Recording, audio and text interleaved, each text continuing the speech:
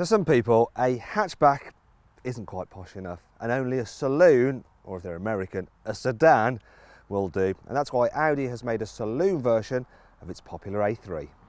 As you can see, it's a stylish looking motor, but the addition of the boot means the car is slightly longer than the A3 Sportback, and this gives it a sleeker profile. However, there is another benefit to the increased length. It gives you a slightly bigger boot. Now, the load volume of the A3 Saloon is halfway between that of the A3 Sportback and the larger A4 Saloon. And I know what you're saying, that yeah, this opening is not quite as practical as on the hatchback, but you know, that's only really going to bother you if you're going to start loading with wardrobes. But are you going to do that? If you want to do that, get a van. If you need to carry longer items such as your skis or maybe a snowboard, then you can fold down the rear seats, and you can use that function to withdraw cases from the side door, although I don't really know why I'd want to do that. There's also plenty of storage space inside too, with a raft of cubby spaces and huge door bins, all of which pass the Carbuyer big bottle test. But this car is as much about form as it is function, and the interior design doesn't disappoint. It's identical to the A3 hatchback, which means a high quality and minimalist look.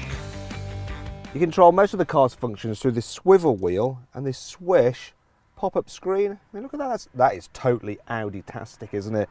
The system is actually very easy to use, and let's say you buy the car and you didn't actually order sat-nav with it. Well, the good news is that you can have it retrofitted just by inserting a memory card, and it costs around 500 quid.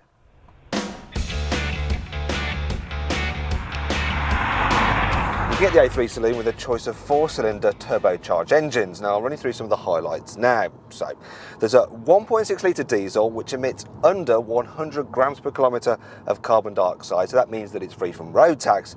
It'll also return 74 miles per gallon.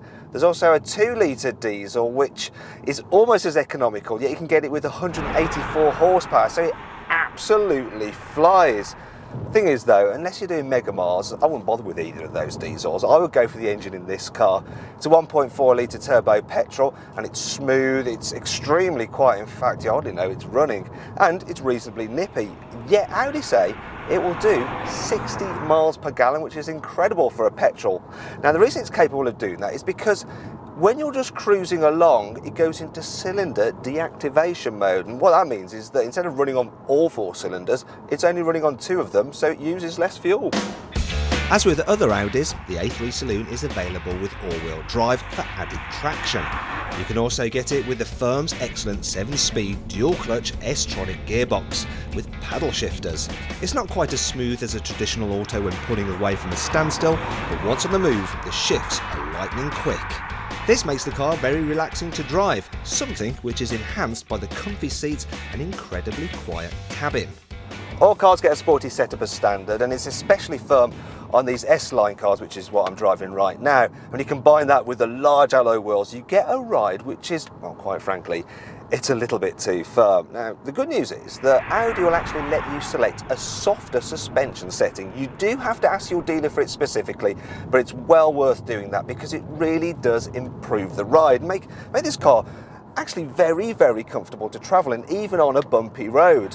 And yeah, there is a little bit of a trade-off in terms of handling, but you're not really going to notice that unless you're hurling your car round a racetrack. And let's face it, you're not going to be doing that now, are you? Though really, if it's fun you're after, a rear-wheel drive BMW 3 Series Saloon is a better bet. And its starting price isn't that much more, which brings us on to another problem. The Audi A3 Saloon isn't offered in the cheaper SE trim like the hatchback versions, nor can you get it with the entry-level 1.2 litre petrol engine. There's another problem here in the back. Now, can you guess what it is? It's obviously not knee room, because that's more than adequate. It is, of course, headroom, because that sloping roofline of the saloon means that it's not so good in the back here as the A3 Sportback is if you're a taller adult. I mean, you could sit like this, but really that's going to be no good for your posture.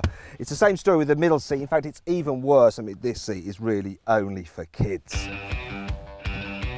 Thing is though, limited rear headroom is a problem you'll have on the A3 Saloon's main rival, the Mercedes CLN. You can watch our review of that by clicking up here.